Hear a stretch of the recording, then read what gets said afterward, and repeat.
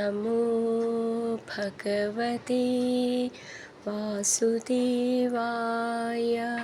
ഹരിമുരളീരവത്തിലേക്ക് എല്ലാവർക്കും സ്വാഗതം. നാരായണായ നമ നാരായണായ നമ നാരായണായ നമ നാരായണ നാരായണായ നമ നാരായണായ നമ നാരായണായ നമ നാരായണ. ഈ നാരായണീയത്തിൻ്റെ പഠന ക്ലാസ്സിൻ്റെ യാത്രയിൽ നമ്മൾ പാതി ദൂരം പിന്നിട്ടു. 50 ദശകം കംപ്ലീറ്റായി. അടുത്തത് നമ്മൾക്ക് 51-ാമത്തെ ദശകം പഠിക്കാം. എല്ലാവർക്കും എല്ലാ ഐശ്വര്യങ്ങളും നേർന്നുകൊണ്ട് തുടരാം. എല്ലാവരും കൂടെ ഉണ്ടെന്ന വിശ്വാസത്തോടെ 51-ാമത്തെ ദശകം നമുക്ക് ആരംഭിക്കാം.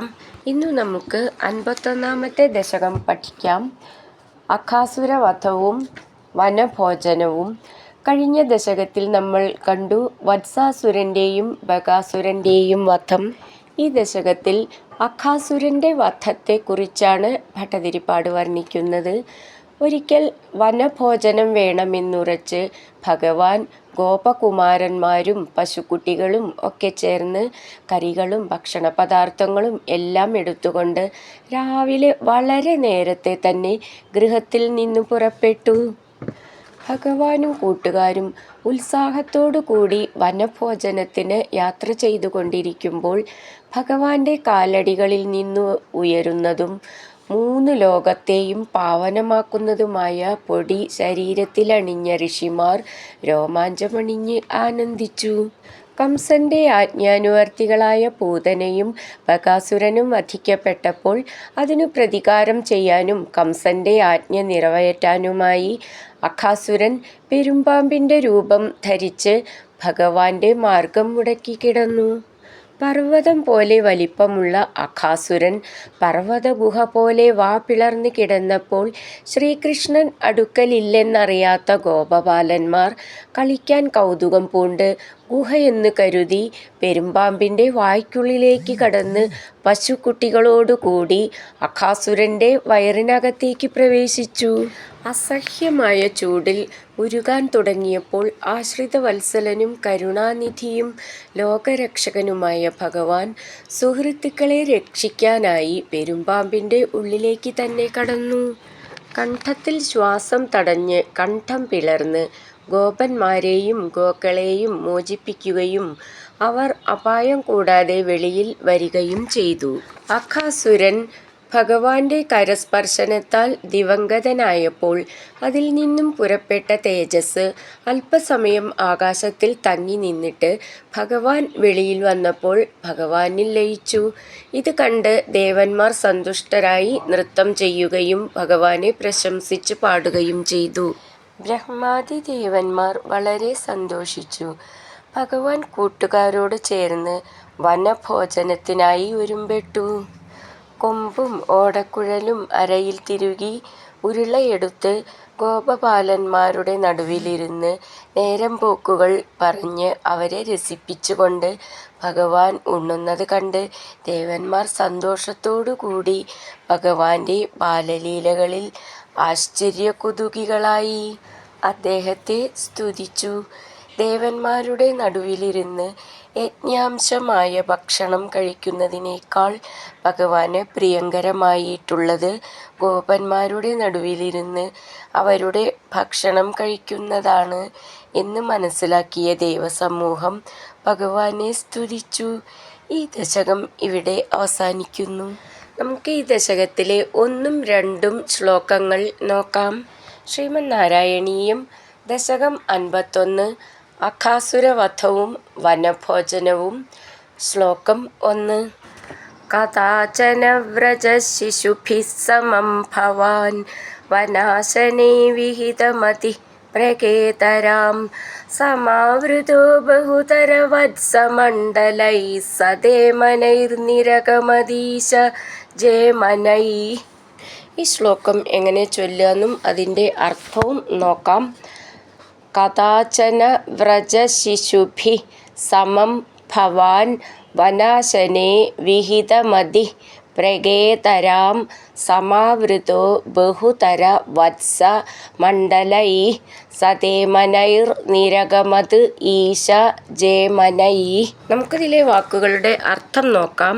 കഥാചന ഒരിക്കൽ വ്രജശിശുഭി സമം ഗോപബാലന്മാരോടുകൂടി ഭവാൻ അങ്ങ് വനാശനെ വനഭോജനത്തിൽ വിഹിതമതി മനസ്സുറപ്പിച്ച് പ്രകേതരാം ഏറെ രാവിലെ തന്നെ സമാവൃത ചുറ്റപ്പെട്ടവനായി ബഹുതര വത്സമണ്ഡലൈ വളരെയധികം പശുക്കുട്ടികളുടെ സമൂഹത്താൽ സതേമനൈ മോരും കൂട്ടാനുള്ള മറ്റു കറികളോടും ജേമനൈ ചോറ് തുടങ്ങിയ ഭക്ഷണ സാധനങ്ങളോടും കൂടി നിരഗമത് മന്ദിരത്തിൽ നിന്നും പുറപ്പെട്ടു. ഈശ അല്ലയോ സർവശക്ത, ഭവാൻ അങ്ങ്. നമുക്കിതിലെ അക്ഷരങ്ങളൊന്ന് നോക്കാം. കഥാചന ച എന്നാണ്. വ്രജ ശിശുഭി സമം അവിടെ വിസർഗം ഇല്ലാതെ ചേർത്ത് ചൊല്ലുകയാണെങ്കിൽ ശിശുഭി സമം 2 സാന്ന് വേണം. ഭി എന്നുള്ള അക്ഷരം നന്നായിട്ട് ഊന്നി പറയണം. ഭവാൻ എന്നുള്ളതിൻ്റെ ഭാന്ന് നന്നായിട്ട് ഊന്നി പറയണം. വനാശനേ വിഹിതമതി അവിടെ വിസർഗം, അപ്പോൾ വിസർഗം പറയണം. പ്രകേതരാം നീട്ടിയിട്ട് മുറുക്കം. സമാവൃതോ ബഹുതര വത്സമണ്ഡലൈ അവിടെ വിസർഗിട്ട് ചൊല്ലുകയാണെങ്കിൽ സതേമനൈർ 1 സാന്ന് മതി. ചേർത്ത് ചൊല്ലുമ്പോൾ 2 സാന്ന് വേണം. വത്സ എന്നുള്ളതിൻ്റെ താ സാന്ന് ചേർത്തിട്ടാണ് സ, അങ്ങനെയാണ് ഉച്ചാരണം അതിൻ്റെ. മണ്ഡല എന്നുള്ളത് നാട് എന്നാണ്, ഒട്ടും ഊന്നണ്ട. നിരഗമതീശ ജേമനൈ അവിടെ വിസർഗം, അപ്പോൾ വിസർഗം പറയണം. ഇവിടെ സതേമനൈർ നിരഗമതീശ ചേർത്ത് ചൊല്ലുമ്പോൾ നീ എന്ന് മെല്ലെ നൂന്നി പറയണം. കഥാചന വ്രജ ശിശുഭി സമം ഭവാൻ വനാശനേ വിഹിതമതി പ്രകേതരാം സമാവൃതോ ബഹുതര വത്സമണ്ഡലൈ സതേമനൈർ നിരഗമതീശ ജേമനൈ. അടുത്തത് 2ാമത്തെ ശ്ലോകം. വിനിര്യതസ്തവ ചരണാംബുജദ്വയാദുദഞ്ചിതം ത്രിഭുവന പാവനം രച മഹർഷയ പുളകധരൈ കളേബരൈരുദൂഹിരേ ധൃതഭവദീക്ഷണോത്സവാ. ഈ ശ്ലോകം എങ്ങനെ ചൊല്ലുമെന്നും പിരിച്ചിട്ട് അതിൻ്റെ അർത്ഥവും നോക്കാം.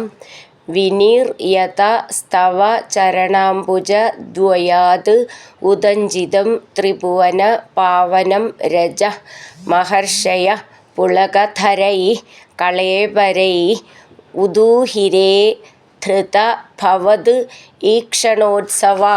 നമുക്കിതിലെ വാക്കുകളുടെ അർത്ഥം നോക്കാം. വിനിര്യത വനത്തിലേക്ക് പുറപ്പെട്ട, തവ അങ്ങയുടെ ചരണാംബുജ ദ്വയാത് താമര പോലുള്ള 2 കാലുകളിൽ നിന്ന്, ഉദഞ്ചിതം ഉയർന്നതും, ത്രിഭുവന പാവനം രജ ത്രിഭുവനത്തിനു പരിശുദ്ധി നൽകുന്നതുമായ പൊടി, മഹർഷയ മഹർഷിമാർ, പുളകധരൈ രോമാഞ്ചമണിഞ്ഞ, കളേബരൈ ശരീരങ്ങൾ കൊണ്ട്, ഉദൂഹിരെ വഹിച്ചു, ധൃതഭവദീക്ഷണോത്സവ അങ്ങയുടെ ദർശനത്തിൽ ആനന്ദം പേറിയ. നമുക്കിതിലെ അക്ഷരങ്ങൾ നോക്കാം.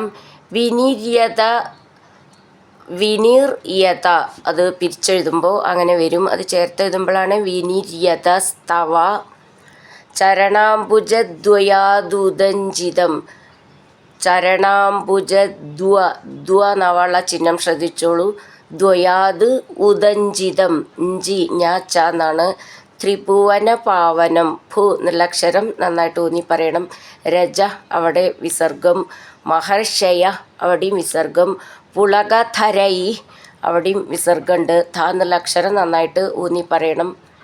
കളേബരൈരുദൂഹിരേ കളേബരൈ അവിടെ വിസർഗിട്ട് ചൊല്ലുകയാണെങ്കിൽ ഉദൂഹിരേ, പിന്നെ ഊന്ന് മതി, രു നല്ല എഴുതേണ്ടത്. ധൃതഭവദീക്ഷണോത്സവാ ധൃത എന്നുള്ളതിൻ്റെ ധൃ എന്ന് നന്നായിട്ട് ഊന്നി പറയണം. ഭവത് ഈക്ഷണോത്സവാ ഭവത് എന്നുള്ളതിൻ്റെ ഭാന്ന് നന്നായിട്ട് ഊന്നി പറയണം. ക്ഷ എന്നുള്ള അക്ഷരം ഊന്നി പറയാനുള്ളതാണ്. സ താസാന്ന് ചേർത്തെഴുതിയതാണ്. ധൃതഭവദീക്ഷണോത്സവാ നീട്ടിയിട്ട് വിസർഗം അങ്ങനെ നിർത്താം. വിനിര്യതസ്തവ ചരണാംബുജദ്വയാദുദഞ്ചിതം ത്രിഭുവനപാവനം രജ മഹർഷയ പുളകധരൈ കളേബരൈരുദൂഹിരേ ധൃതഭവദീക്ഷണോത്സവാ.